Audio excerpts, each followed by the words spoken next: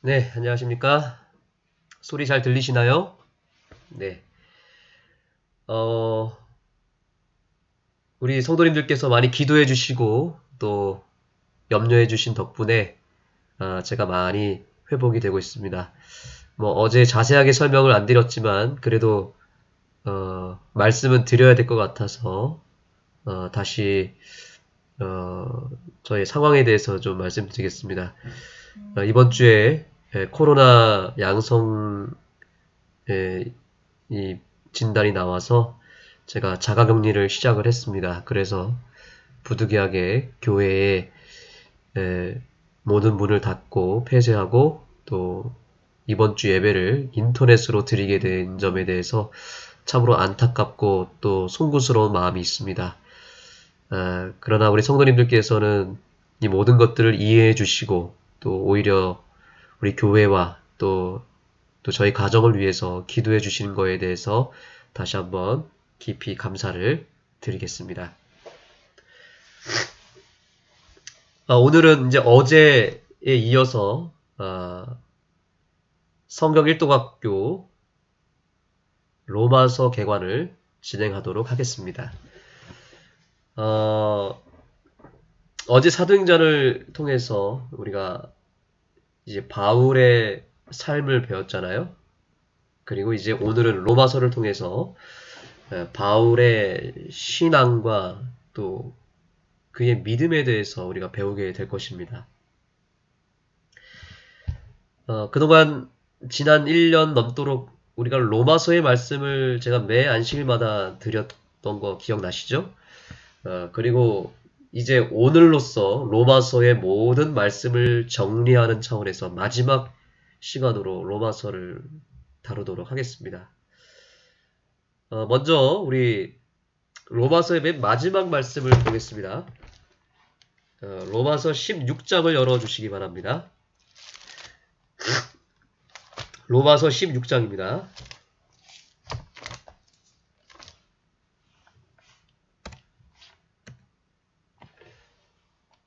로마서 16장 25절에 보니까 바울이 마지막으로 이 로마서의 마지막 멘트를 이렇게 날립니다. 나의 복음과 예수 그리스도를 전파함은 이렇게 마지막 복음에 대해서 설명합니다. 바울은 로마서를 쓰면서 1장에서 그가 받은 복음에 대해서 이제 설명하기 시작했습니다. 그리고 마지막 16장 마지막 부분에서 다시 복음에 대해서 말합니다. 그런데 이 바울이 아주 특별한 표현으로 복음을 소개하고 있습니다. 여기 자세히 보시면 복음인데 어떤 복음이라고 말하고 있죠? 예, 맞습니다. 나의 복음이라고 말하고 있습니다. 이것이 로마서의 결론입니다. 지금 바울이 로마서의 결론을 말하고 있는데 그 첫 마디가 뭐예요? 나의 복음과 이렇게 해서 마무리 지려고 하고 있어요. 이건 매우 중요한 개념이에요. 바울이 로마서를 통해서 선포한 복음의 핵심은 그냥 그것이 복음에 대한 설명, 뭐 이론, 교리 이게 아니라 무엇이었다는 얘기입니까? 예, 그 복음이 나의 복음이 되었다라고 말하고 있는 거예요. 이게 다소 교만한 표현처럼 들려질지 몰라요. 어떻게 하나님의 복음이 하나님의 것이지 어떻게 나의 복음이라고 말할 수 있는가? 이렇게 생각할 수도 있지만 이것은 그런 차원의 설명이 아닙니다. 우리가 음식을 먹을 때 그 음식이 대부분 땀이나 소변이나 대변으로 이렇게 배설물로 다 빠져나오잖아요. 그렇죠? 그런데 그 중에서도 그 음식이 내 안에서 세포로 바뀌고 피로 바뀌고 살로 바뀌어서 내 안에 계속 머물고 있으면 그것은 더 이상 음식이라고 말할 수 없고 그 음식이 뭐가 된 거예요? 내 몸이 된 것이고 나 자신이 돼버린 것이잖아요. 네. 그래서 로마서의 연구를 통해서 우리가 마지막으로 해야 할 단계가 있다면, 마지막으로 도달해야 될 단계가 있다면 바울이 선포하고 있는 이 로마서의 복음이 나의 복음이 되어야 된다는 사실입니다. 다시 말하면 마치 음식을 먹었을 때 그 음식이 세포가 되고 피가 되고 살이 되어서 나 자신을 구성하는 것처럼 이 복음이 내 안에 세포가 되고 살이 되고 피가 되고 더 나아가서 내 속의 정신과 마음과 믿음과 내 정체성과 나를 구성하고 있는 모든 것이 복음이 된다면 그것은 비로소 나의 복음이라고 할 수 있겠죠. 그렇죠? 즉 교리적으로 이론적으로 또 설교로 선포된 복음이 아니라 이 복음이 그야말로 나의 복음, 복음이 나 자신 그 자체가 되어야 한다는 사실입니다. 어떻게 바울은 하나님께로부터 받은 복음을 나의 복음으로 만들 수 있었을까요? 오늘은 바로 그것에 대해서 나누는 시간을 갖도록 하겠습니다.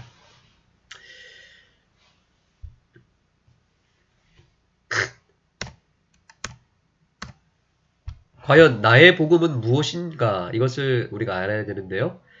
그 첫 번째 특징은 나의 복음은 복음을 찾아내는 분명한 원리가 있느냐 없느냐에 따라서 달려있다는 것입니다.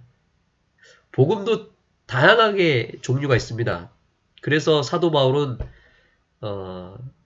다른 서적에다 뭐라고 그랬냐면 다른 복음을 믿는다고 그랬습니다. 어떤 교회가 다른 복음을 믿고 다른 예수를 믿는다고 심판을 했던 그런 사도 바울의 말씀을 우리가 기억할 수 있습니다. 여러 복음이 있지만 나의 복음, 참 복음은 분명한 원리, 원칙이 있다는 사실입니다. 바울이 전한 복음은 철저히 원리에 입각한 해석을 통하여 끌어낸 복음이었습니다. 그냥 마음대로 해석한 게 아니라 분명한 원리, 원칙이 있었다는 거예요. 저와 여러분이 믿는 복음이 분명한 원리를 통해서 끌어낸 복음이 맞습니까? 누가 해석하느냐에 따라서 그 복음은 천차만별이 될 수 있거든요. 그런데 바울은 그가 만난 복음, 그리고 특별히 나의 복음이라고 소개했던 그 복음은 그 출처에 대해서 이렇게 얘기합니다. 로마서 16장 26절, 27절입니다. 영세 전부터 감추었다가 이제는 어떻게 됐다고요? 나타내신 바 되었으며 라고 말하고 있습니다. 여기서 우리는 복음의 특징을 하나 발견하게 됩니다. 복음은 처음에는 무엇 하냐면 감춰져 있다는 것입니다. 그래서 그걸 전문용어로 뭐라고 말하냐면 비밀이라고 말합니다. 비밀. 감춰진 비밀을 밝혀내는 것이 바로 복음이에요. 특별히 우리가 찾아야 될 복음은 어떤 복음이냐면 영세 전부터 감춰진 것을 밝혀내는 것이어야 합니다. 성경에는 이런 비밀들이 많이 기록되어 있거든요. 그리고 그 비밀들을 찾아내는 것이 바로 우리가 해야 될 역할인데 그 비밀 중에서도 가장 큰 비밀은 뭐냐면 영세 전부터 감춰진 비밀입니다. 이것을 밝혀내게 되면 그것이 가장 큰 복음이 되겠죠. 그래서 바울은 이 영세 전부터 감춰진 이 비밀을 자기는 발견했다라고 말하면서 그래서 그 발견한 비밀이 바로 나의 복음이 되었다라고 말한 것입니다. 어떻게 발견했을까요? 그 원리는 간단합니다. 바로 이것입니다. 26절입니다. 16장 26절 읽어보겠습니다. 시작. 영원하신 하나님의 명을 쫓아 선지자들의 글로 말미암아. 여기서 말하는 선지자의 글은 무엇을 말할까요? 네, 바로 성경 말씀입니다. 특별히 구약 성경을 말하는 것입니다. 구약에는 많은 비밀이 숨겨져 있습니다. 여러 인물이 나오고 사건이 나오고 여러 제도들이 등장하는데요. 그게 그냥 쓰여진 게 아니라 사실은 그 하나하나가 감춰진 비밀이라는 뜻입니다. 그래서 그 비밀을 예수님 당시의 제자들과 사도들이 그 비밀을 구약 성경을 토대로 해서 찾아낸 여러 내용들을 기록한 책들이 바로 신약 성경입니다. 그러니까 구약은 비밀이고 신약은 그 비밀을 끌어내어서 발견한 것을 기록한 복음이에요. 이해되시죠? 예. 그래서 이 바울이 이 원리를 지금 소개한 것입니다. 내가 찾아낸 복음은 그냥 내 개인의 어떤 해석이나 누군가의 어떤 해석을 통해서 끌어낸 것이 아니라 철저하게 구약 성경을 토대로 해서 말씀을 통해서 끌어낸 그리고 말씀 속에서 내가 발견한 것을 내가 보여준 것이다 라고 밝혀낸 것이죠. 이 원리가 굉장히 중요합니다. 자, 여러분 유리왕 이야기 아시나요?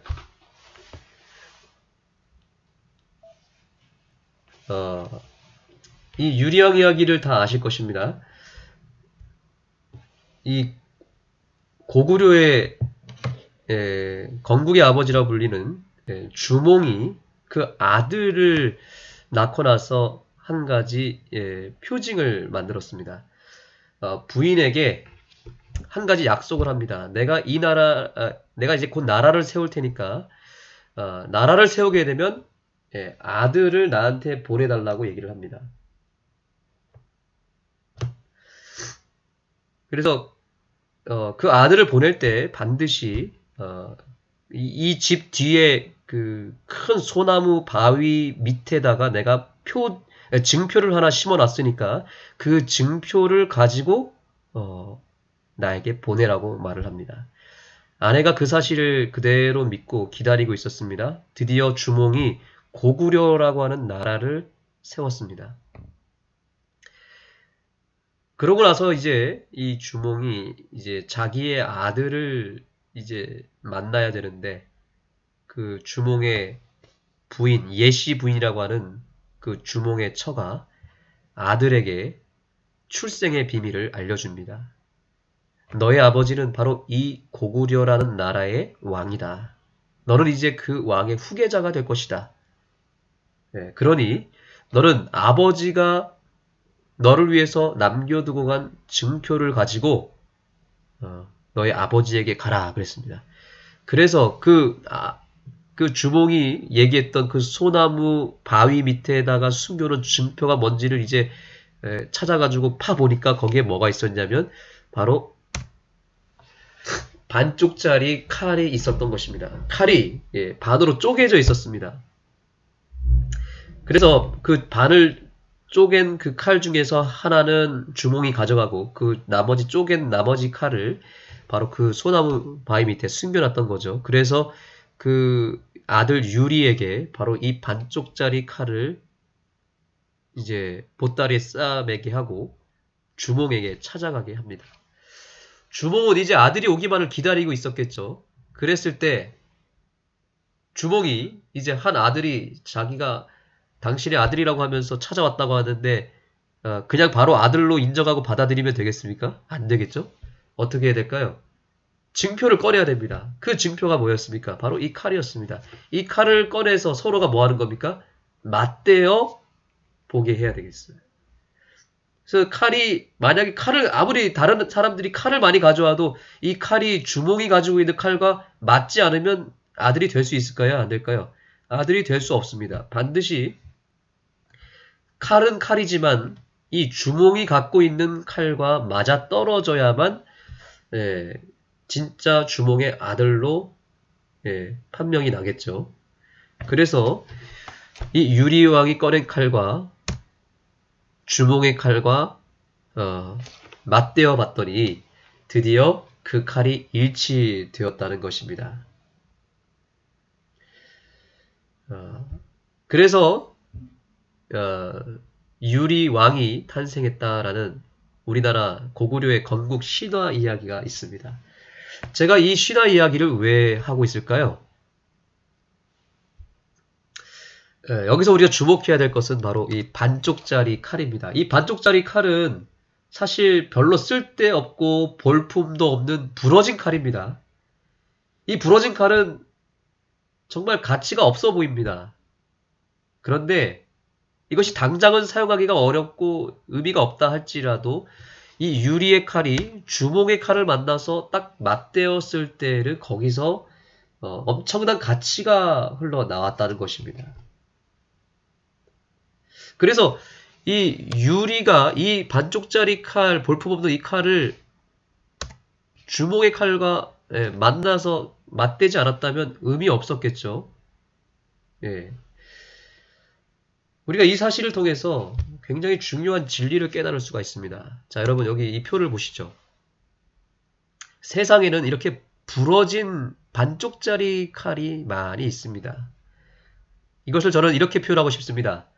분리된 진실들이라고 말합니다. 분리된 진실들. 우리도 어쩌면 유리왕처럼 삶의 다양한 영역 속에서 반쪽짜리 칼을 지니고 있는지도 모릅니다. 내 삶의 여러 가지 문제들과 시련과 위기들이 하나의 일종의 반쪽짜리 칼이라고 할 수 있습니다. 그래서 우리가 때때로 이렇게 원망합니다. 왜 저 사람은 나를 이렇게 힘들게 할까? 왜 내 인생은 이 모양 이 꼴일까? 왜 나에게 이런 고난이 찾아왔을까? 이런 원망을 할 때가 있습니다. 이 모든 것들이 다 뭐냐면 반쪽짜리 칼, 유리가 가지고 있었던 칼입니다.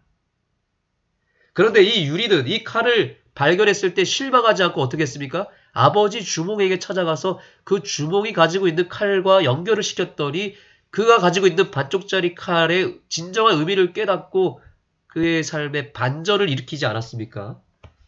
예, 이것이 우리에게 지금 필요한 것입니다. 우리의 삶의 현실 속에서 우리가 이거를 대입해 볼 때 왜 우리가 때때로 힘들고 화가 나기도 하고 어려운 일을 만나고 문제를 만나고 있을까요? 그 이유는 우리가 아직 또 다른 반쪽짜리 칼, 주몽의 칼을 만나지 못했기 때문에 그런 것입니다. 시련 자체가 시련이 아니라 그 시련의 진정한 의미와 섭리를 발견하게 해주는 또 다른 내 인생의 반쪽짜리 칼을 만나지 못했기 때문에 힘든 것이에요. 그 문제를 해결하고 참된 의미를 깨닫게 해주는 반쪽짜리 칼, 그 열쇠를 반드시 만나야 된다는 사실입니다. 그래서 하나님께서는 우리의 인생의 반쪽짜리 칼을 이곳저곳에 숨겨놔 두셨다는 사실입니다. 여러분, 성경이 왜 구약과 신약으로 나뉘어진지 아십니까? 바로 하나님은 진리를 깨닫게 하기 전에 사단의 기만에 우리가 속아 넘어갈 수 있기 때문에 구약과 신약이라고 하는 칼을 반으로, 큰 칼을 반으로 쪼개서 구약과 신약으로 나눈 것입니다. 그래서 구약과 신약을 연결시킴으로 인해서 거기서 진리가 발견되어지도록 만든 것이에요. 여러분, 바울이 복음을 발견했던 그 원리는 바로 여기에 있습니다. 선지자의 글, 아까 구약이라 그랬죠? 그 구약의 말씀을 통해서 신약의 주인공 되시는 예수님을 철저하게 연결시키는 일을 그가 한 것입니다. 그래서 우리 제7회 안식 예수 재림교회가 가지고 있는 복음과 개신교회가 다른 이유가 바로 여기에 있습니다. 개신교회는 구약을 무시합니다. 폐했다 그럽니다. 온전히 지키지 않습니다. 구약을 버리지 않았다고 말하면서 정작 그 구약을 이런 식으로 신약과 연결시켜서 해석하는 그런 원리를 잘 알고 있지 못하는 것 같아요. 그러나 재림교회가 그 복음이 특별한 이유는 우리 교회는 철저하게 구약이라고 하는 이 유리의 칼과 신약이라고 하는 주몽의 칼과 연결시킬 수 있는 방법을, 그 원리를 알고 있다는 거죠. 그래서 유리라는 이 아들의 방황이 주몽이라고 하는 아버지를 만나고 그 아버지가 가지고 있었던 칼을 발견하면서 해결되었던 것처럼 우리의 삶에 여러 문제와 또 여러 이해하지 못하는 그런 것들이, 그런 시련과 위기들이 하나님이 따로 만들어 놓으신 반쪽짜리 칼을 만날 때 그 문제의 답을 찾을 수 있다는 사실입니다. 그래서 여러분의 삶에 반쪽짜리 칼을 반드시 만나게 되기를 간절히 소망합니다.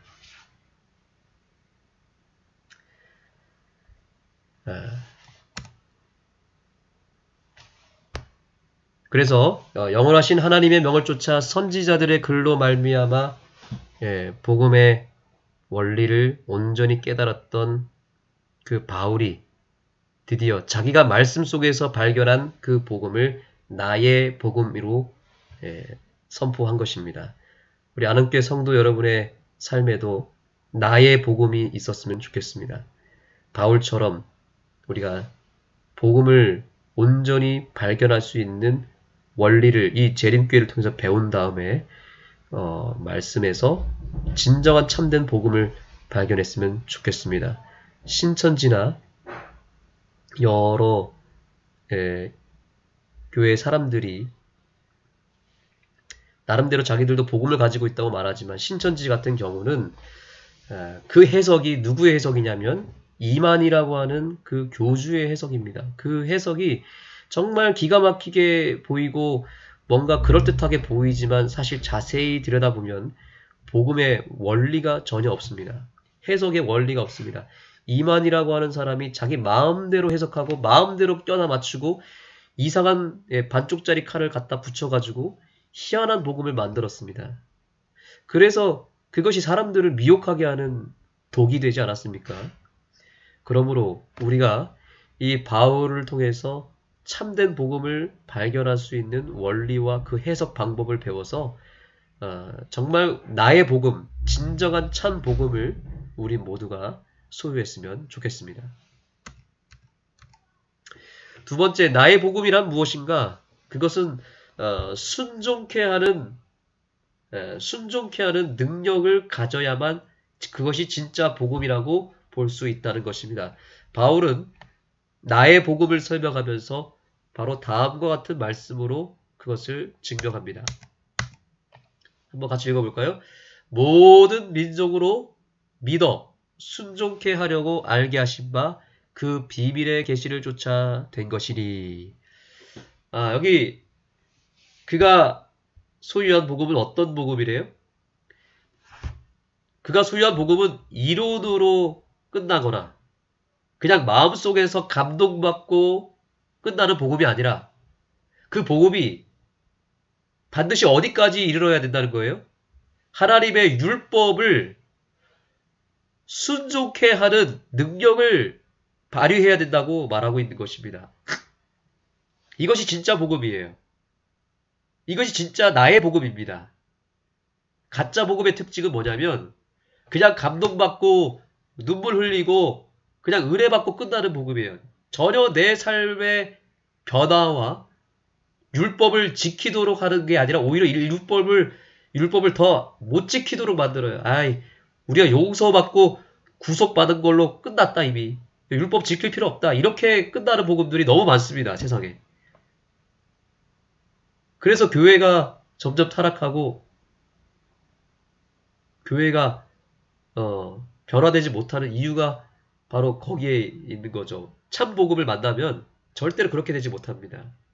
그러나 재림교회의 이 믿음으로 말미암는 의와 일반 개신교회의 믿음으로 말미암는 의가 다른 포인트가 바로 여기에 있습니다.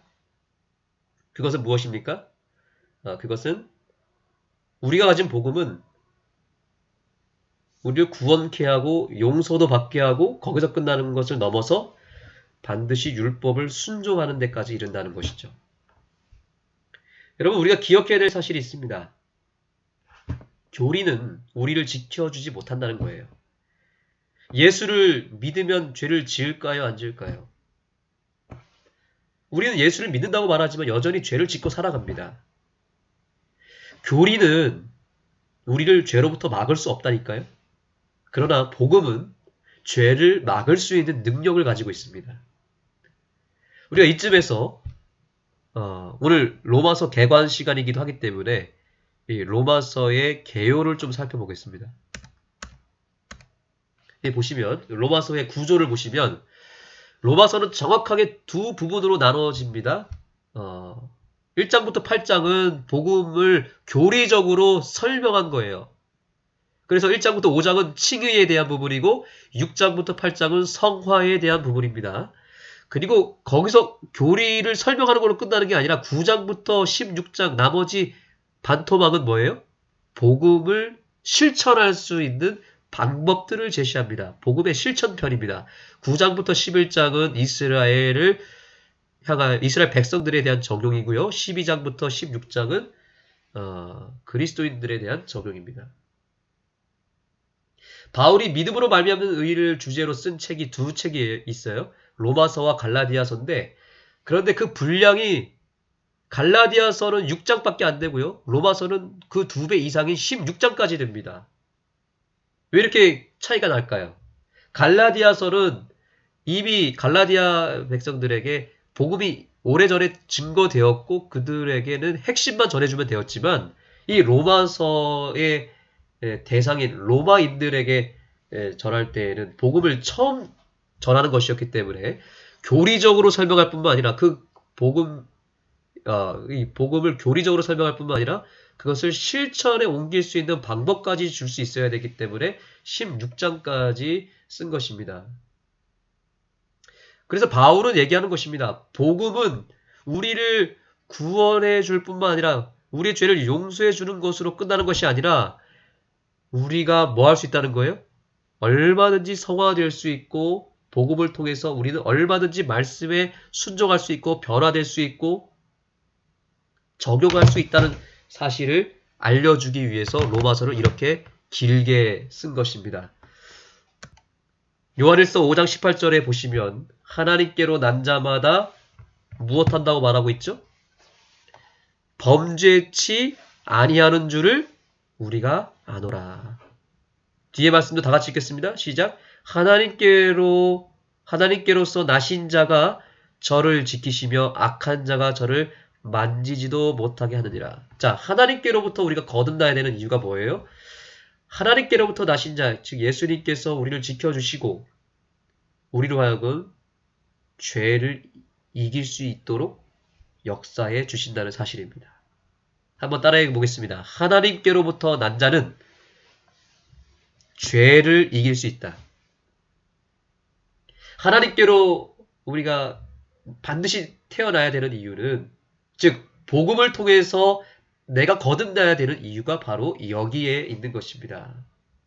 바울은 지금 로마서를 통해서 1장부터 16장까지 16단계를 통해서 우리가 걸어가야 될 길을 보여주고 있습니다. 다시 설명드립니다. 복음은 교리가 아니라 예수님의 길을 따라가는 예수님의 그 존재 자체가 복음이라는 사실을 기억하시기 바랍니다. 왜 때때로 우리가 변화되지 못하고 그리스도인이 성화되지 못하냐면 로마서의 단계를 8장까지만 끝내버렸기 때문에 그런 것입니다. 그러나 오늘 바울은 이 시간을 통해서 우리가 걸어가야 될 16장까지 걸어오라고 말하고 있습니다. 초청하고 있습니다. 그래서 사도 바울이 전한 복음은 단순히 속죄받았다, 용서받았다라고 끝나는 복음이 아닙니다. 죄를 이길 수 있는 능력이 있고 순종케 하는 능력이 우리 안에 얼마든지 나타날 수 있다라고 소개해주고 있습니다. 복음 안에서 내가 다시 태어나기만 하면 된다는 사실입니다. 그래서 내가 가지고 있는 복음이 진짜 복음인지를 여러분 다시 한번 돌아보면서 과연 내가 율법을 이 복음을 통해서 조금씩 순종하고 있느냐 아니면 오히려 이 복음 때문에 더 율법으로부터 멀리 가고 있느냐 그것을 살펴보았으면 좋겠습니다.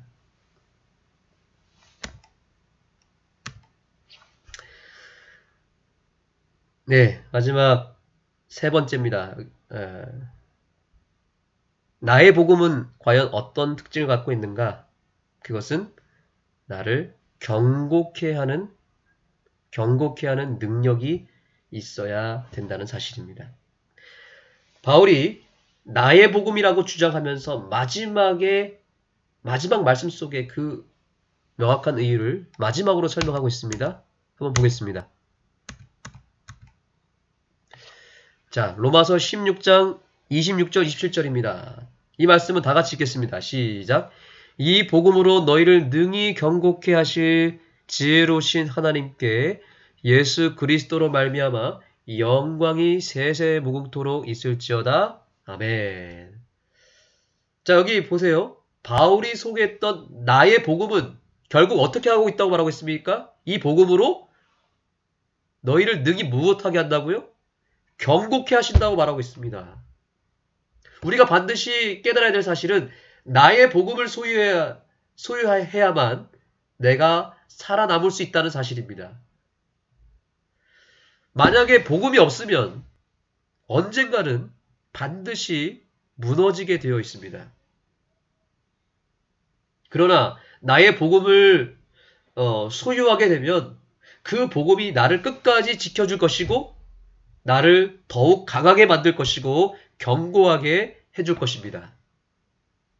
신앙에 여러 가지 문제가 발생하고 위기가 찾아오지만 그 근본 원인이 무엇이냐면 복음이 없어서 그런 것입니다.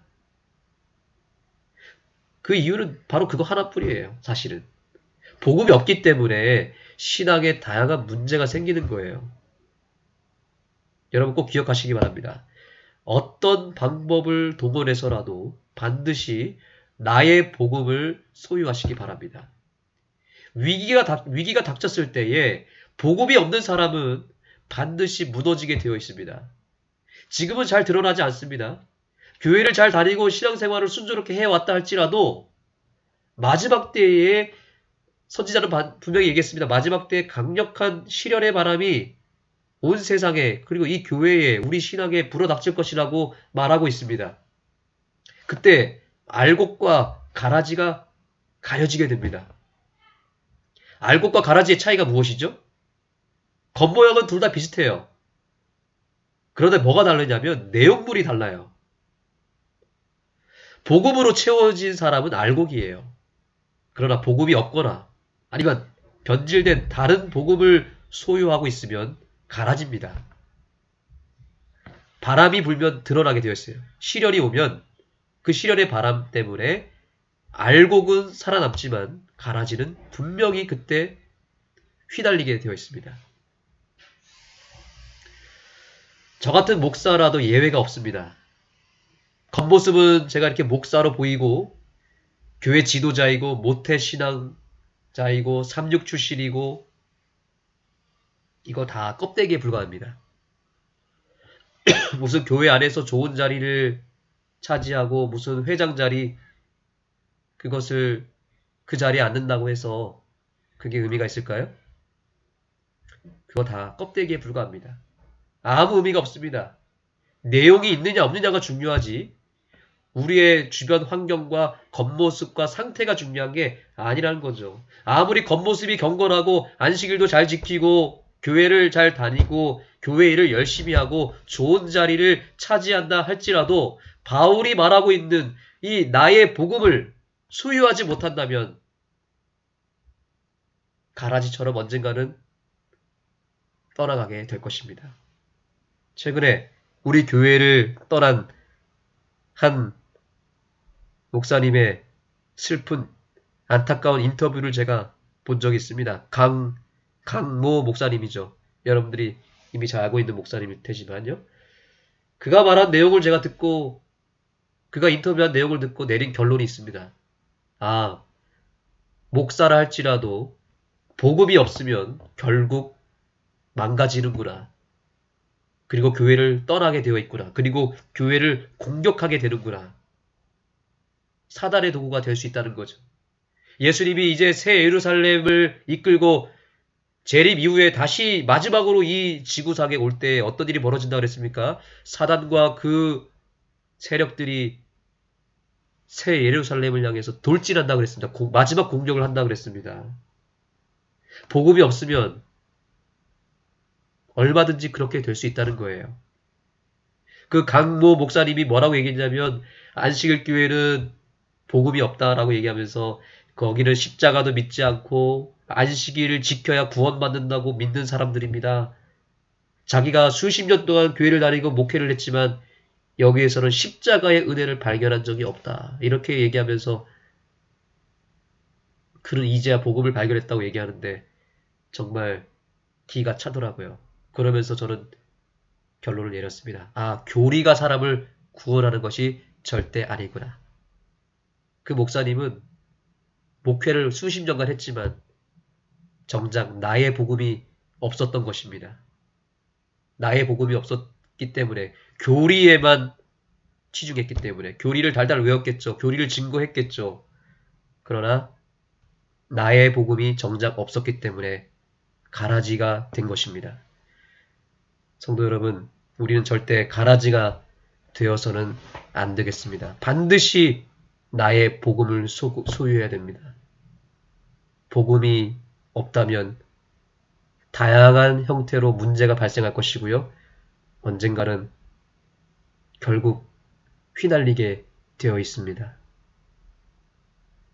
결국에는 복음이 없어서 신앙에 어려움이 생기고 우울하고 뭔가 상처받고 뭔가 만족을 느끼지 못하고 방황하는 이유는 다른 데 있는 것이 아닙니다.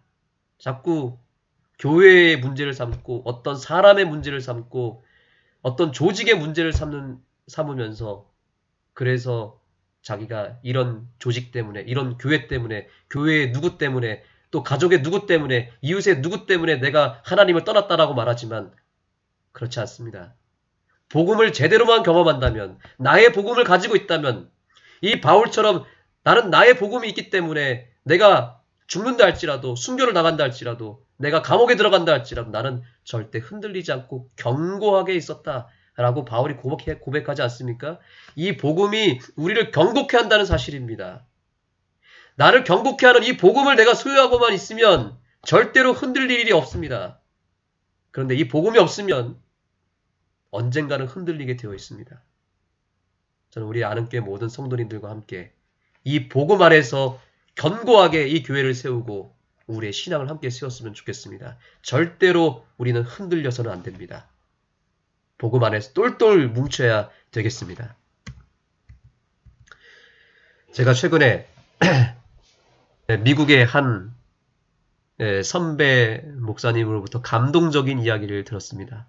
메릴랜드의 한 교회를 섬겼던 제 1년 선배 목사님이었는데 이제 그 목사님이 다른 교회로 이제 발령을 받아서 가는데 마지막으로 그 교회를 섬기면서 특별히 어떤 섬김을 하고 있었냐면 그 교회 바로 근처에 메릴랜드 사랑의 침례교회라는 교회가 있다고 합니다. 근데 그 교회에 설교를 하러 간다는 거예요. 그래서 아니 어떻게 우리 그 침례교회 가서 설교를 하십니까? 했더니 여러 사정이 있었더라. 그런데 일요일날 가서 설교하는 게 아니라 토요일 안식일에 가서 설교를 하는 것입니다.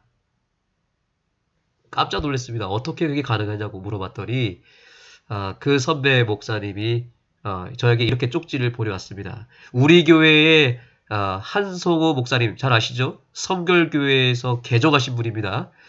이 한성호 목사님이 그쪽 지역에서 이렇게 계셨는데 그분이 신문 광고로 안식일 논쟁에 관련해서 글을 쓰시고 이걸 신문에 광고를 냈는데 그 지역에 있는 즉 메릴랜드, 버지니아, 워싱턴 쪽에 있는 개신교 단체에서 반박하기 위해서 뭉쳤다는 거예요. 그런데 그 뭉친 목사님들 그 가운데 목사 그룹에서 목사회 회장이셨던 이치원 목사님이 대표로 안식일은 토요일이 아니라 일요일이 더 성서적이라는 것을 증거하기 위해서 성경 연구를 심도 있게 하셨는데 오히려 안식일이 토요일이라는 사실을 깨닫게 되었다는 거예요.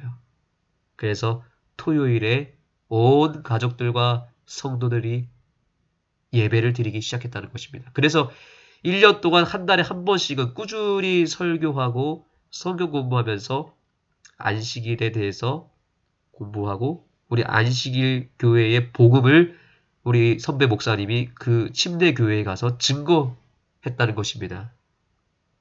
그래서 그 일을 통해서 재림교회에 대한 인식이 완전히 바뀌고 관계도 좋아지고 그래서 그들이 복음을 통해서 참된 복음을 발견하고 바울처럼 그들이 그동안 교리적으로만 깨우쳤던 복음이 나의 복음이 되어서 이제는 더 이상 흔들리지 않는 견고한 신앙의 길을 걸어가게 되었다는 것입니다. 정말 놀랍지 않습니까? 재림교회가 소유한 복음은 이런 능력이 있습니다. 한번 맛보면, 한번 제대로 경험하면 한 교회가 송두리째 바뀔 수도 있습니다. 얼마든지 사람들을 견고하게 세워주고 사람들을 변화시키고 사람들을 능히 구원할 수 있는 복음을 우리 재림교회가 가지고 있다는 사실을 여러분 기억하시기 바랍니다. 우리는 그런 교회를 지금 섬기고 있습니다. 가장 확실하고 탁월한 복음을 가진 교회가 바로 우리가 가지고 있는 가치인 것입니다. 그런 교회를 우리가 섬기고 있는 것입니다. 사랑하는 우리 아는교회 성도 여러분, 정말 마음이 뜨거워지지 않습니까? 예, 우리도 복음을 잘 증거하면 교리가 아니라 나의 복음을 잘만 증거하면 우리가 얼마든지 선교적으로 개신교회도 전도할 수 있고요. 불신자들 다 구원할 수 있습니다. 복음만 제대로 가지고 있으면, 복음만 제대로 증거하면 놀라운 역사가 일어날 것입니다. 부디 나의 복음을 견고하게 세우셔서 그 복음을 통해서 내 삶을 지키고 우리의 가족들을 지키고 이 교회를 지켜주시기 바랍니다. 이제 기도하도록 하겠습니다. 기도하시겠습니다. 하나님 감사합니다. 이 안식일 로마서의 말씀을 통해서 우리 재림교회가 가진 복음이 얼마나 탁월한 복음이요 흔들리지 않는 참 복음임을 깨닫게 해주셔서 감사합니다. 이제 이 재림교회의 복음을 교리로만 이해하고 교리로 공부하는 것으로 끝나지 않게 하시고 이 교리가, 이 귀한 교리의 복음이 나의 복음이 될 때까지 깊이 말씀을 연구하고 이 말씀을 내 삶에 적용하고 이 말씀을 통해서 하나님의 말씀을 하나씩 하나씩 실천해 나가면서 참된 그 가치를 발견할 수 있는 우리 모든 성도들이 되게 하여 주셔서 아는교회가 오직 복음으로 승부하고 복음으로만 사역하고 복음만을 나눠줄 수 있는 참된 복음을 소유한 교회가 되게 하여 주시옵소서. 절대로 아는교회 성도들 가운데서 복음이 없어서 나의 복음을 발견하지 못해서 이 교회를 떠나가는 일이 없도록 우리 모든 교회 성도들을 지켜 주시옵소서. 예수님의 이름으로 간절히 기도드립니다. 아멘.